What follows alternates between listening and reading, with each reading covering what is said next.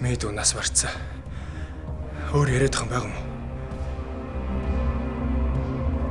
За өгш бэлтгэлээ. Яасан бэ? За тэгвэл хэсэгтэр уулзъя.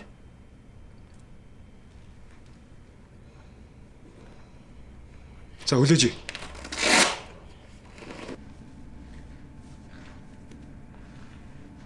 Дүүг нь нас сурсныг чи яаж мэдсэн? Дүүд их хамгийн сүүл хийцээ болсон.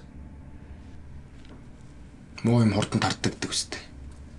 Нас урахаас нь 2 хоног юм нуулсан.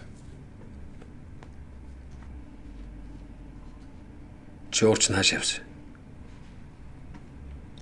Чигтрээр та нарыг хараа цагдаа нар байна гэж мэдсэн л дээ. Тэгээд төвшөө ямар нэг асуудал орсон юм байна гэж одоо тордооч зохицуулъя гэж бодсон юм. Гэсэн чи утас нь холбогддог. Тэгээд найз охин руу залгасан ч арай.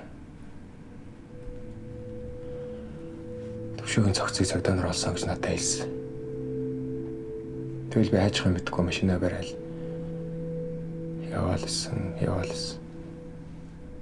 Нэг мэдсэн охин маань хажууд унтцаа. Тэгээ манай гэрийг бодвол энэ дараа нам гүн байт юм л та. Тэгэл охинтойгоо энэ дээр хонцсон.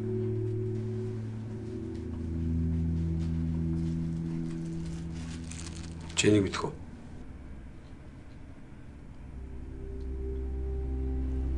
Энд чинийх үү?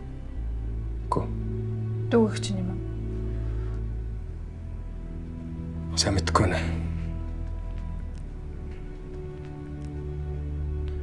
Нөгөө сарын өмнө гэртээ очсон чи маа дүүгэртээ асуурсан байдалтай байсан.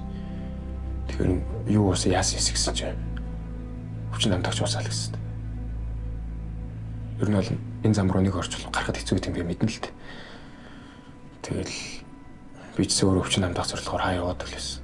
Энийг мэдсэн чи амааралтай болцсон. Эхнэр маань ч наадгаас ч болж намайг хайсан. Гэтэ би охиныхоо төлөө надад имиж хайсан. Төвшөд ч гэсэн наадах ч ойлгуулъя гэсэн чи тааж ойлгоогүй л дээ. Дүү чи юу яагаад энийг хэрэгэлдэг вэ?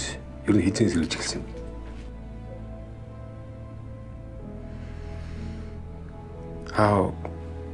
Шоронд орсны дараа ээж маань нас барсан.